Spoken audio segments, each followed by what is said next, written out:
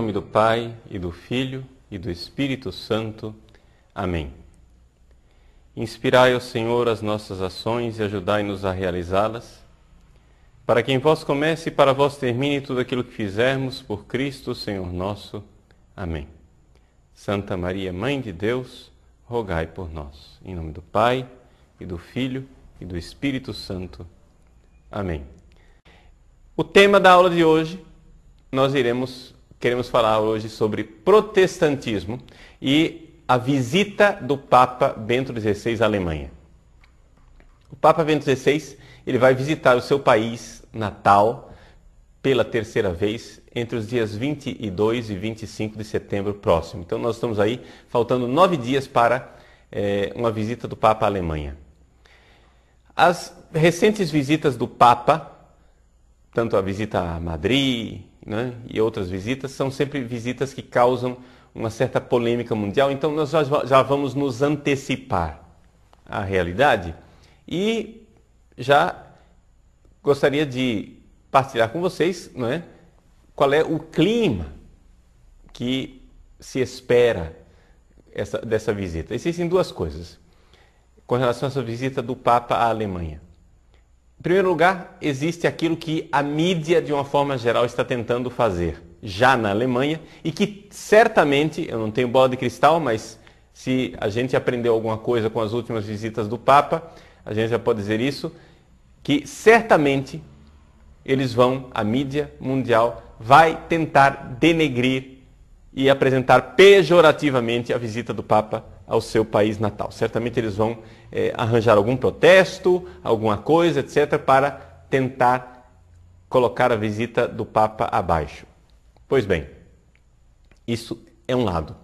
Existe um outro lado que as pessoas querem esconder, que é o fato de que realmente existe entre os fiéis católicos alemães, mas estou falando dos fiéis católicos normais, existe sim um grupo consistente, que não é numerosíssimo, mas é consistente, de católicos que realmente estão dispostos e abertos para ouvir o Papa Bento XVI e o que ele tem para dizer. E o Papa tem um recado, tem uma mensagem muito clara para o seu país natal. Então, esperemos algo de bom e positivo. Esperemos realmente que seja algo que a providência divina vai usar. Assim como Deus usou a viagem do Papa a Madrid, também ele usará essa viagem do Papa à Alemanha. Mas qual é a dificuldade que se vive hoje na Alemanha? Vejam, vamos lembrar que a Alemanha é o berço do protestantismo e que Bento XVI é o primeiro Papa alemão depois da revolta protestante, né? Nós tivemos a revolta protestante feita por Lutero, a data, né, para o pessoal que não é muito acostumado à questão de datas, a data é 1517. Essa é geralmente a data que se coloca como o marco da Revolução Protestante. Bom, essa data, não é, marcou o quê? Marcou uma revolta. A palavra adequada para descrever o protestantismo é a questão da revolta.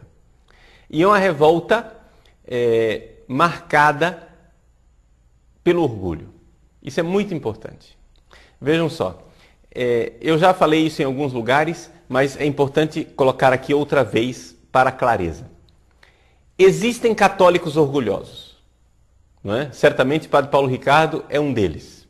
Ou seja, existem fiéis católicos que são marcados pelo vício e pela doença do orgulho. E eu certamente sou um deles.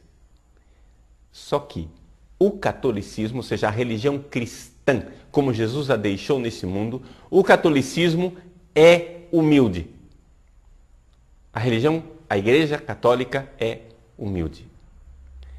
E certamente existem protestantes humildes, mas, devo dizer, o protestantismo ele é, por princípio, soberbo. Por quê? Porque o protestantismo ele nasceu numa época de individualismo. Nós vamos recordar o que é que está acontecendo, não é? Na época da revolta protestante no século XVI. A Europa, ela redescobriu, digamos assim, o paganismo. A Europa acabou de sair de um movimento que ainda está acontecendo durante o século XVI, de uma certa forma, mas um movimento que chamava-se Renascimento. O Renascimento é apresentado, não é, pelos nossos livros de história como sendo uma coisa maravilhosa, renasceu a razão, renasceu a ciência, renasceram as luzes, etc, etc. E o Renascimento então irá culminar finalmente no movimento do Iluminismo, não é? Que virá depois no século XVIII, XIX. Pois bem, o que acontece é o seguinte: se nós formos perguntar, o Renascimento ele é renascimento de quê? Na verdade, o Renascimento é renascimento do paganismo. Paganismo, sem dúvida alguma. O paganismo que renasceu. E isso teve influências tremendas dentro da Igreja Católica. Então, o que aconteceu? O que acontece na época de Lutero é que a Igreja Católica está infiltrada de uma mentalidade neopagã renascente. Ou seja, as pessoas, a cultura da época estava deslumbrada com o conhecimento das coisas pagãs e, de repente, o pessoal achava a coisa mais linda do mundo, não é? Não é prestar culto, porque não havia exatamente a religião pagã, mas venerar esses mitos pagãos e os deuses pagãos, etc, etc. É evidente que isso daqui era o clima geral e isso teve consequências muito negativas dentro da igreja. É claro que o Renascimento teve também o seu lado positivo, mas eu estou enfatizando aqui o lado negativo. Pois bem, renascimento do paganismo. Por outro lado, o protestantismo é uma reação a esse tipo de coisa, mas é uma reação filha do seu tempo. Ou seja, a reação que os protestantes tiveram contra essa pretensa onda de paganismo, esse nascimento paganismo, não foi totalmente isento e sem influências. Por quê? Porque o que é que os protestantes pegaram do espírito da sua época?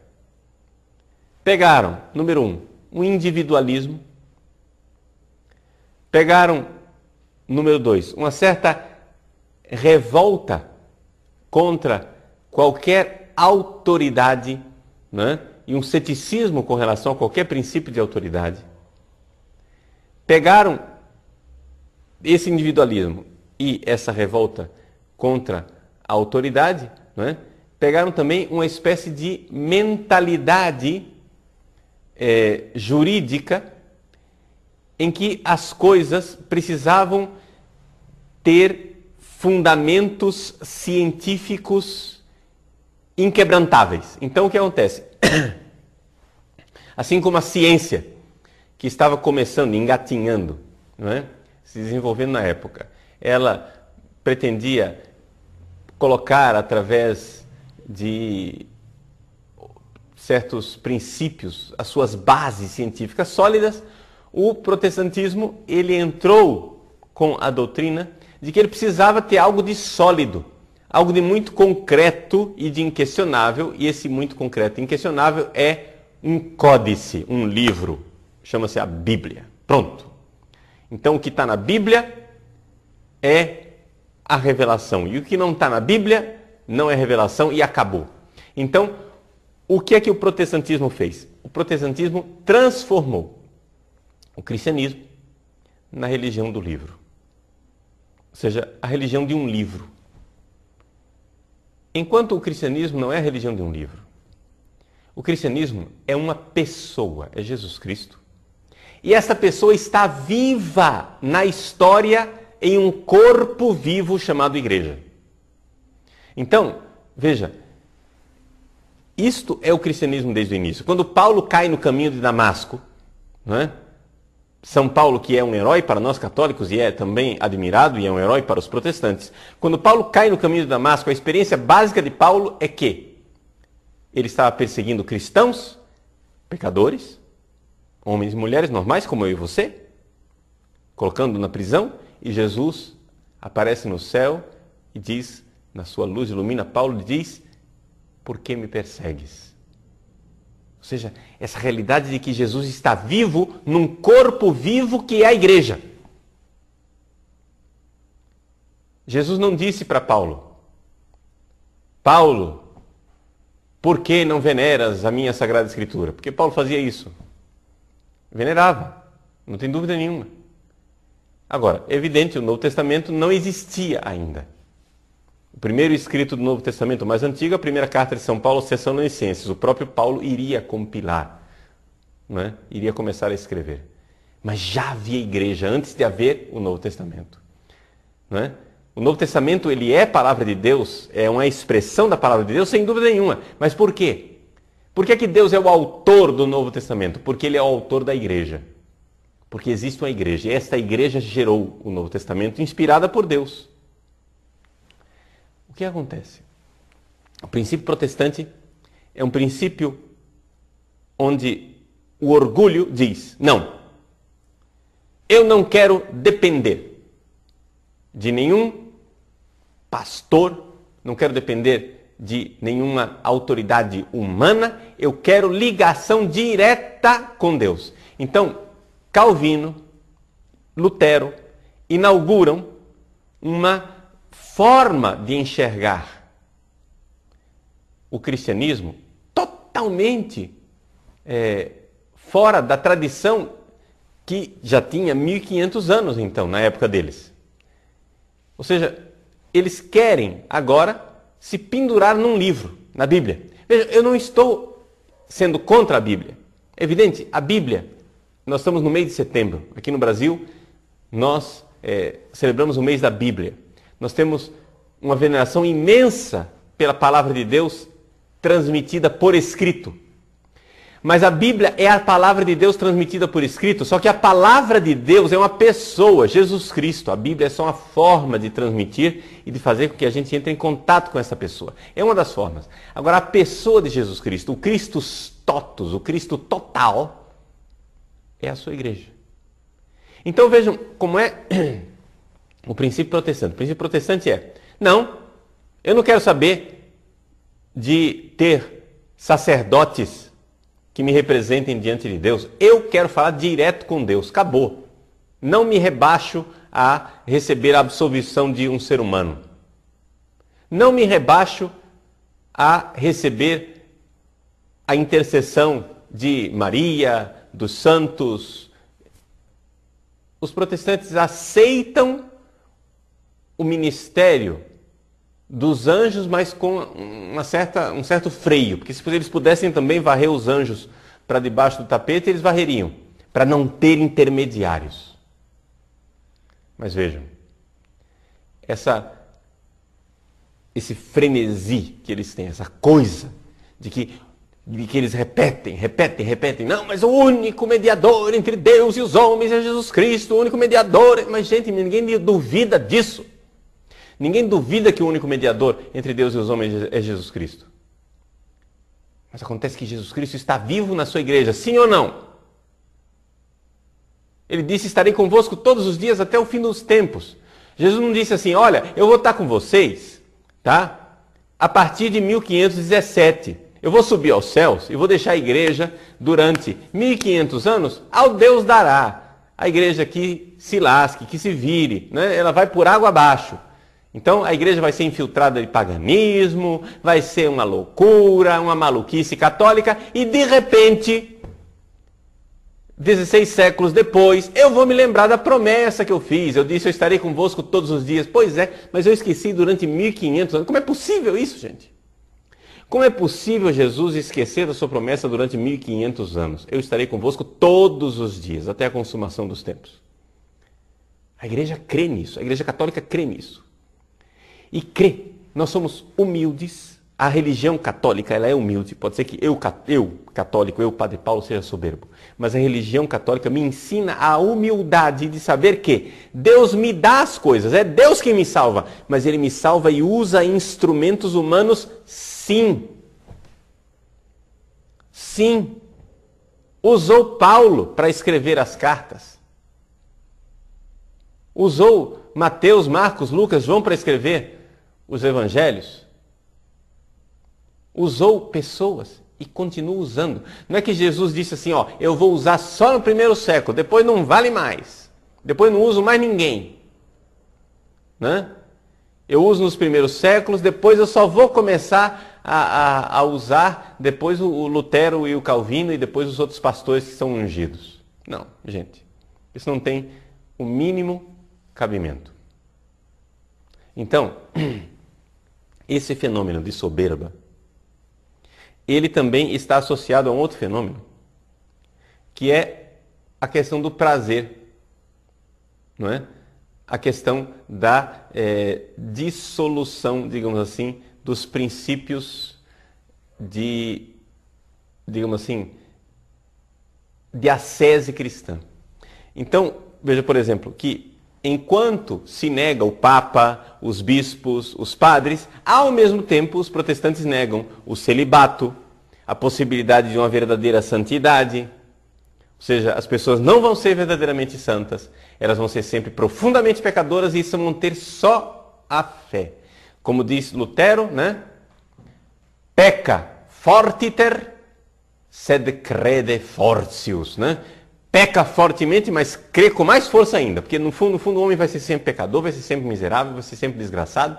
Mas é a fé que salva e acabou. Não, nós católicos cremos que Deus, na sua misericórdia, usa instrumentos humanos e santifica os seres humanos. Agora, o que isso tem a ver com a viagem do Papa para a Alemanha? Tudo isso que eu estou dizendo. Ora, porque a Alemanha, onde começou a revolta protestante, a Alemanha, ela foi o lugar em que, em primeiro lugar, esta mentalidade protestante entrou dentro da própria Igreja Católica.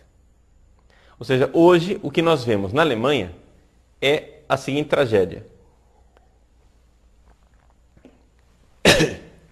Que existe uma tendência anticatólica, anti-romana, anti-papa dentro da Igreja Católica. Isso é que é o assustador. Não é? Você vai dizer, mas padre, mas isso acontece aqui no Brasil também, acontece em Portugal, acontece em Moçambique, em Angola, não é? Pessoal que está assistindo aí dos Estados Unidos, isso acontece aqui nos Estados Unidos também. É verdade. Só que na Alemanha isso aconteceu por primeiro. E na Alemanha é o país do Papa. Então, pela primeira vez nós temos ali, não é? Esta conjunção providencial na história, em que um Papa alemão pede aos alemães fidelidade ao Papa, fidelidade a Roma. Então, o complexo anti-romano, a mentalidade anti-católica, não é? Ela é, na verdade, um constitutivo da Igreja liberal católica da Alemanha. Ou seja, não é católica entre aspas. Então, vocês vejam, por exemplo, agora, faltando algumas semanas para a viagem do Papa para a Alemanha, o presidente da Conferência Episcopal Alemã, né, o arcebispo de Friburgo, na Brisgóvia, Freiburg em Breisgau, o Dom Robert Zollitsch, ele faz uma declaração dizendo que a Igreja tem que rever a comunhão dos divorciados e começa a imprensa então começa a haver uma série de questões com relação ao celibato dos padres, com relação à ordenação de mulheres, todas questões que para o católico comum, para o bispo católico comum, são questões que já há uma clareza da Igreja. Existe uma clareza da Igreja que as pessoas precisam estar em situação canônica regular para comungar. Não é? Não há possibilidade da pessoa agora se aproximar da comunhão sem estar em paz com Deus na questão matrimonial, sem resolver isso. Temos que resolver. Bom, mas existem outros meios, os bispos debatem, podemos resolver esses... Bom, os meios para resolver é outra coisa, isso é outra questão. Só que são meios para resolver, não para driblar o problema e dizer vamos dar a comunhão para todo mundo. Não é isso. Primeiro tem que se resolver o problema canônico, se as pessoas são ou não são casadas, se elas podem ou não podem se casar. Podem ou não podem regularizar a sua situação, se o direito canônico, sei lá, os tribunais precisam de uma reforma, isso é uma coisa que pode tranquilamente se debater, mas com calma, com prudência, com sabedoria. Porém, vamos levar em consideração que aqui as igrejas que liberam com tranquilidade um segundo casamento são as igrejas protestantes. A Igreja Católica, não é? Das igrejas cristãs, é das únicas, se não a única, que ainda segura firme a questão da fidelidade matrimonial e da unicidade e indissolubilidade do matrimônio. E assim, também a questão da ordenação das mulheres já foi resolvida claramente pelo Papa João Paulo II. E assim também a questão do celibato sacerdotal, o Papa Bento XVI já disse claramente que a Igreja não pretende mudar a disciplina, que é uma disciplina antiquíssima, provavelmente que vem também do tempo dos apóstolos. Então vejam, todos esses são temas candentes.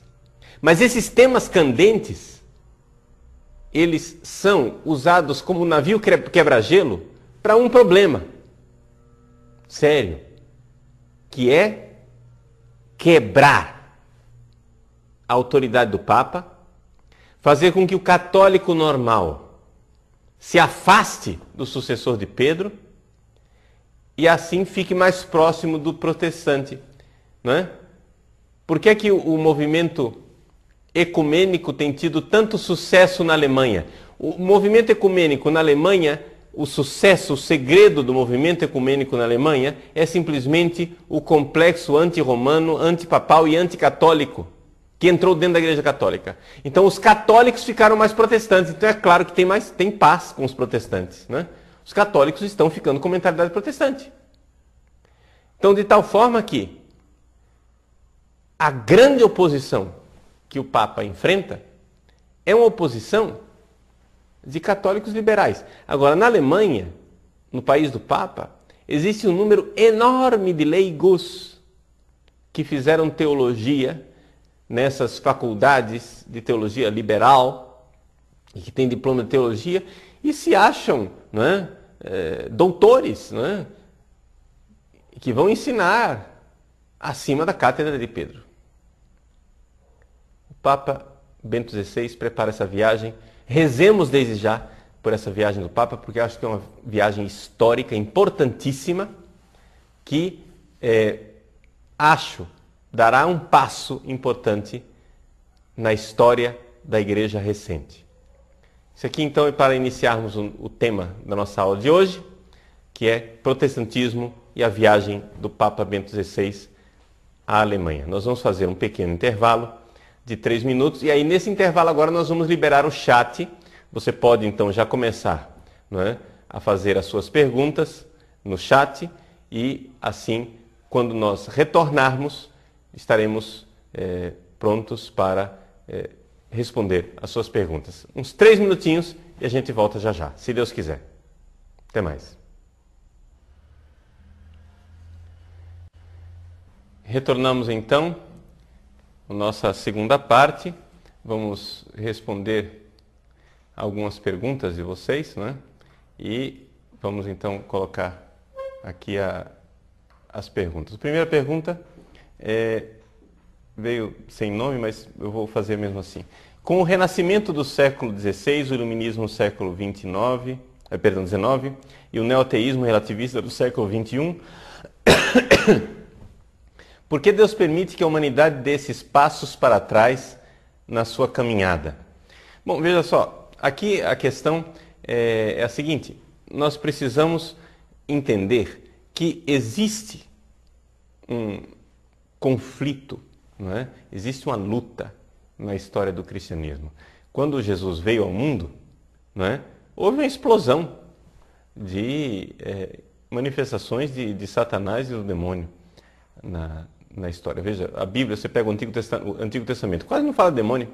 De repente, aparece Jesus, aumenta mais ainda a quantidade de demônios, de tal forma que Jesus entende a sua própria missão como uma derrota de Satanás. E é por isso que haverá sempre, onde houver a verdade de Cristo e onde estiver a presença de Cristo, haverá uma oposição. Porque existe uma inimizade entre a mulher e a serpente, entre a sua descendência e a descendência da mulher, a descendência da serpente e a descendência da mulher. Então, a descendência da mulher, ou seja, os filhos da Virgem Maria, a descendência da mulher, Jesus, e o seu corpo inteiro, que é a igreja, não é? Certamente terá a oposição de Satanás. Então, é evidente que há isso daí. O mistério da iniquidade é que Deus permite tudo isso. Nós não sabemos exatamente por que é que Deus permite, mas nós sabemos uma coisa com certeza: que Deus não permitiria o mal se desse mal ele não pudesse tirar um bem maior. Então sabemos que, de alguma forma, existe aí algo que Deus quer tirar de bom disso tudo, não é? Ou seja, atrás de cada cruz existe uma ressurreição. E, como dizem os padres do deserto, no fundo, não é possível, não é, haver cristianismo, haver santificação e haver salvação sem tentação, sem essa luta pessoal em que nós somos chamados, né, a responder diante de Deus. Muito bem. Um dos nossos internautas que é evangélico protestante pergunta assim: mas padre, Jesus não disse que são as Escrituras que dão testemunho dele? Sim, Jesus disse que as Escrituras dão testemunho dele. E, sem dúvida alguma, nós cremos nas Escrituras e nós católicos veneramos as Escrituras. Onde é que está a diferença entre a abordagem católica das Escrituras e a abordagem protestante das Escrituras? É que nós católicos cremos que as Escrituras elas têm sentido se elas são lidas dentro de uma realidade orgânica, que é a Igreja Católica. Enquanto Calvino, com o princípio da livre interpretação e do livre exame das Escrituras, o que é que ele fez? Ele colocou a Bíblia na mão de todo mundo, cada um interpreta do seu jeito, e aqui abriu-se a caixa de Pandora, não é? Desse relativismo que nós sofremos hoje em dia. Essa ditadura do relativismo que nós sofremos hoje em dia, não é? Ela não é causada só pelo protestantismo, não é claro, é tudo fruto de uma mentalidade revolucionária que não é o protestantismo, né? E com isso já quero responder aqui algumas perguntas antecipadamente, algumas pessoas aí perguntando se o protestantismo tem a ver com o comunismo, com a KGB, com a maçonaria, nada disso, nada disso. Ou seja, são realidades distintas, né? Não vamos confundir. Você pode olhar para um processo revolucionário histórico, sim, sem dúvida alguma, não é? Mas não vamos colocar ligações diretas onde as ligações são ou acidentais ou indiretas, né? Então, só para deixar bem claro. Bom, o protestantismo, que eu estava dizendo, o protestantismo, ele interpreta as Escrituras com um certo relativismo, onde a pessoa, o indivíduo, é que será iluminado por Deus na interpretação das Escrituras. Gente, isso não tem o mínimo cabimento. Nós católicos acreditamos o seguinte, que as Escrituras elas são um valor, mas esse valor que são as Escrituras precisa ser interpretado dentro de um organismo chamado a Igreja. Vejam, a Igreja ela é um organismo vivo que viveu 2000 anos. Como todo organismo vivo muda. Não é? O Padre Paulo, eu nasci há 43 anos atrás. É evidente que eu mudei em 43 anos. Porém, eu sou a mesma pessoa, existe uma continuidade. De tal forma que é maior a continuidade do que a mudança. A igreja, ela é um organismo vivo que continua através dos séculos, o corpo orgânico de Cristo, que continua através dos séculos. Pois bem, esse corpo de Cristo é dentro desse corpo orgânico de Cristo, em comunhão com Ele, que eu posso interpretar as Sagradas Escrituras. Agora um sujeito, sozinho, né? Iluminado por Deus, pode interpretar corretamente as Escrituras, mas pode também cair em erros tremendos, né? De tal forma que nós católicos acreditamos que nós somos muito pequenininhos, mas nós somos gente pequenininha no ombro de gigantes que vieram antes de nós. Nós temos aí toda uma história de 2000 anos e é assim que nós interpretamos a Sagrada Escritura. Essa é a diferença. Nós não somos contra a Bíblia. Nós só acreditamos que a Bíblia ela é um valor dentro do organismo vivo do corpo de Cristo e não com a pessoa individual, sozinho, interpretando a Bíblia ao seu bel prazer, né? Com o seu alvitre, né? Pessoal. Tá bom? Gabadi Ban. Padre, não existe a possibilidade de irenismo junto aos protestantes? Qual é de fato o significado da expressão irmãos separados? Bom, veja, primeiro vamos explicar o que é irenismo. Irenismo vem do grego irene, irene quer dizer paz, não é? Então, irenismo é uma atitude religiosa em que as pessoas, a qualquer custo, tentam reconciliar aquilo que no fundo não é conciliável. Bom, isso me dá a ocasião de falar daquilo que é um justo ecumenismo. Existe um ecumenismo justo e santo. O que é o ecumenismo justo e santo? O ecumenismo justo e santo é aquele que quer promover a unidade, não é, daqueles que amam nosso Senhor Jesus Cristo. Agora, esta unidade, ela não é às custas da verdade e nem ela é promotora de irenismo. Por quê? Porque a primeira coisa, o primeiro passo para um justo ecumenismo é nós entendermos a nossa própria identidade. Se eu vou dialogar com você, eu, em primeiro lugar, torno mais claro quem eu sou, tentando expressar para você qual é a minha fé católica. Então, veja só, isso que eu estou fazendo aqui, dialogando com esse nosso irmão evangélico protestante, isso aqui é ecumenismo. Ecumenismo em que sentido? Eu estou expondo a minha fé católica, não é? E eu estou demonstrando para ele como é que eu enxergo a identidade dele. Então, a partir disso, surge diálogo. Alguns protestantes vão querer esclarecer, dizer, padre, não é bem isso que nós pensamos. Então, nós começamos a dialogar. Isso é bom, isso é coisa boa. Mas eu acho que nós deveríamos simplesmente lançar um novo sílabus e começar a condenar os hereges protestantes e fazer uma grande batalha contra eles. Veja, gente, eu acho que isso não resolve nada.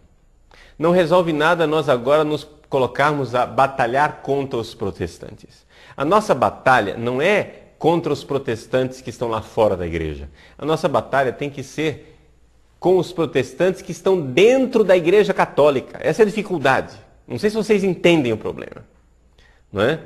Não é que eu sou anti-ecumênico, eu não sou contra a Assembleia de Deus, eu não sou contra o pessoal da Igreja Adventista, do Sétimo Dia, contra os batistas, eu não sou contra eles. Aliás, eu tenho uma gratidão imensa por esse pessoal das igrejas protestantes evangélicas, porque estão fazendo um bem imenso para o nosso país, porque eles têm uma bancada no Congresso que está barrando um monte de coisas que nós católicos, né, bando de calça frouxa, desorganizados que nós somos, desunidos católicos que nós somos, não estamos dando conta do recado, nós não estamos fazendo a tarefa de casa, nós católicos.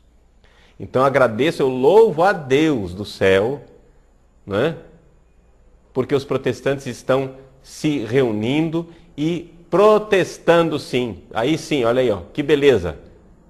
Algo de bom nesse carisma protestante deles, nessa vocação de protesto que eles têm. Estão lá protestando, sim, contra as uniões homossexuais, o gaysismo, contra o aborto e contra a destruição da família de uma forma geral. Os protestantes estão fazendo isso no nosso país e nós temos uma grande gratidão, não é? O problema é o seguinte: a dificuldade nossa não é com os protestantes de verdade. A dificuldade nossa é com gente que está dentro da Igreja Católica, não é? E, na verdade, faria um grande favor se tornassem protestantes de vez. Faria um grande favor se parassem de fazer arruaça dentro da Igreja Católica. Por quê? Porque a dificuldade da Igreja Católica, o pessoal fica preocupado, padre, porque está aumentando o número de protestantes no país, o que é que nós devemos fazer para converter as pessoas para o catolicismo? Olha, a primeira dificuldade nossa dentro do catolicismo não é que nós precisamos de conversões, nós precisamos de excomunhões. Ou seja, nós precisamos de gente que saia, gente que está atrapalhando, gente que cospe no catecismo da Igreja Católica, que pisa em cima do direito canônico, que arrebenta com o missal, que não quer saber do Papa Bento XVI, que abomina tudo aquilo que é catolicismo.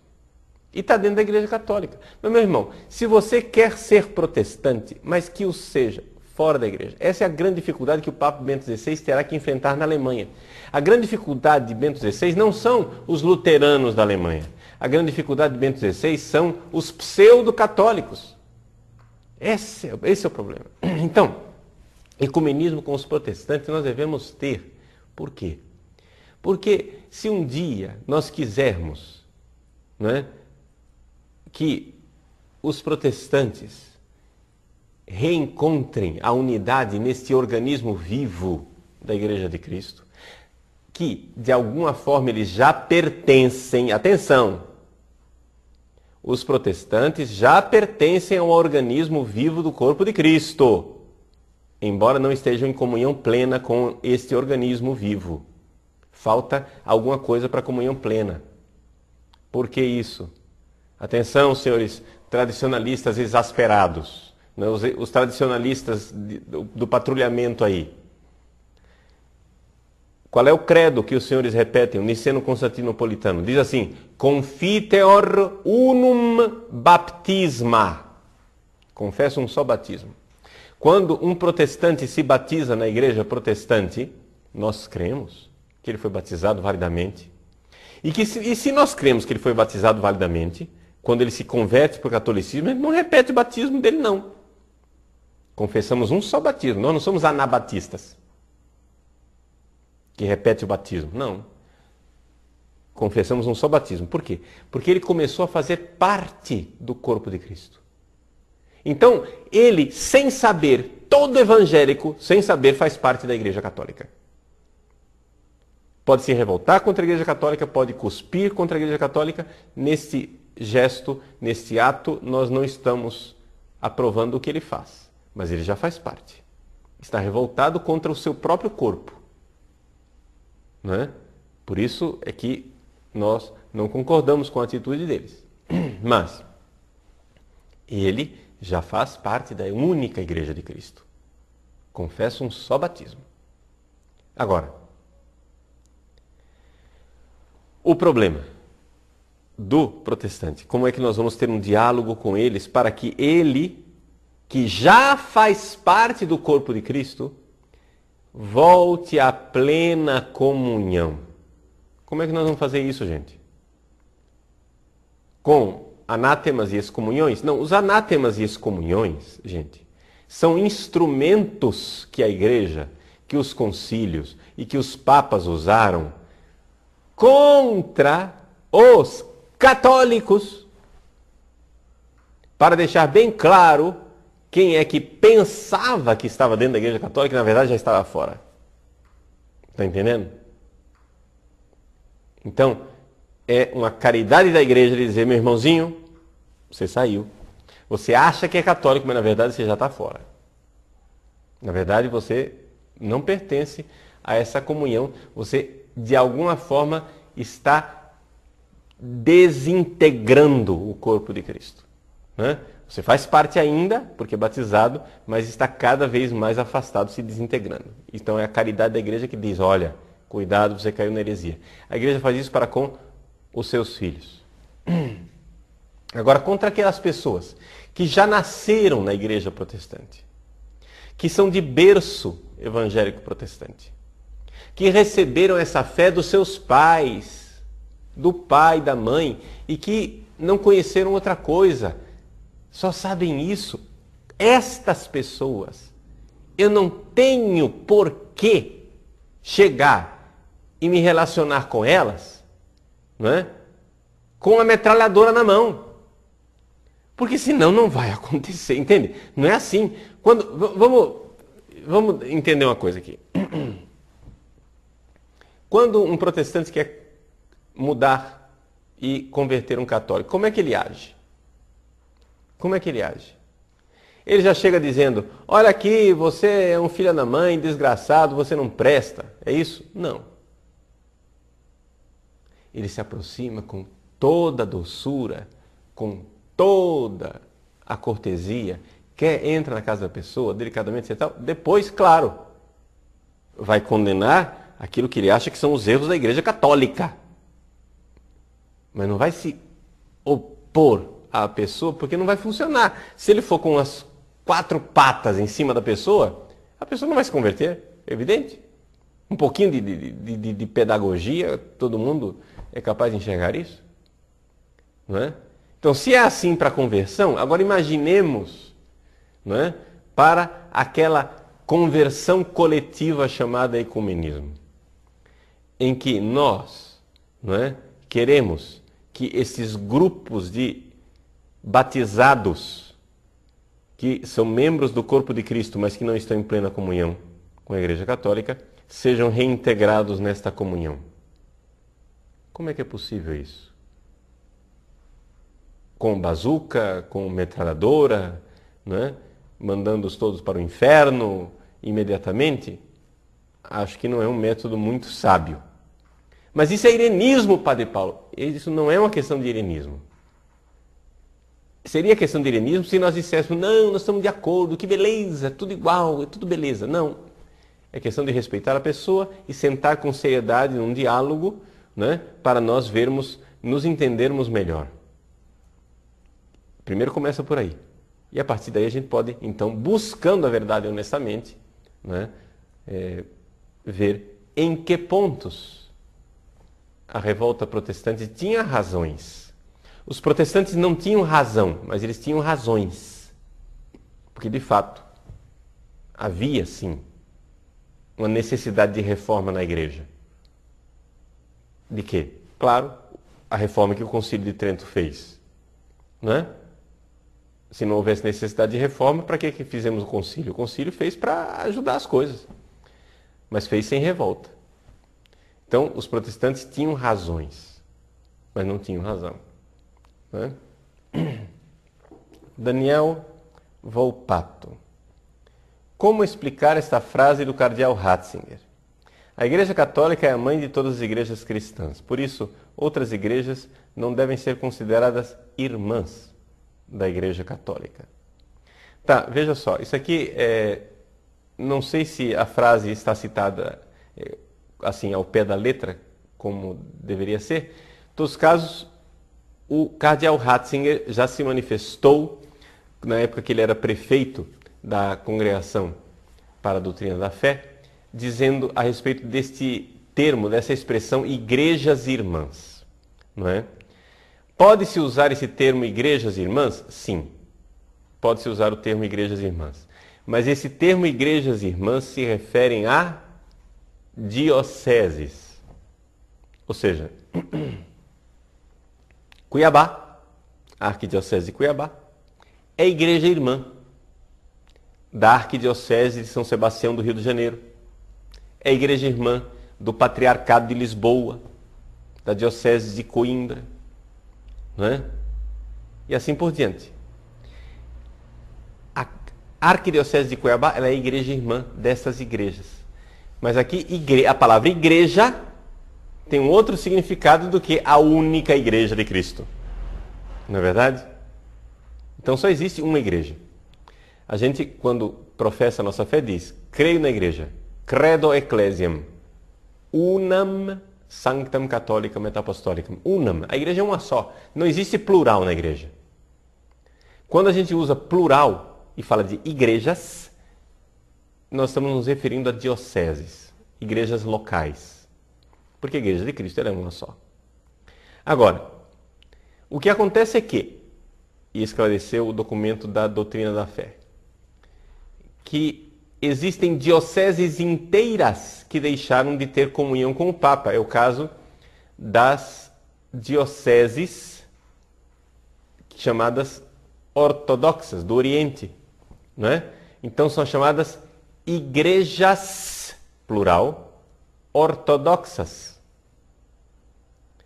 Quem que são as igrejas ortodoxas? São dioceses inteiras que deixaram de ter comunhão com o Papa e com Roma.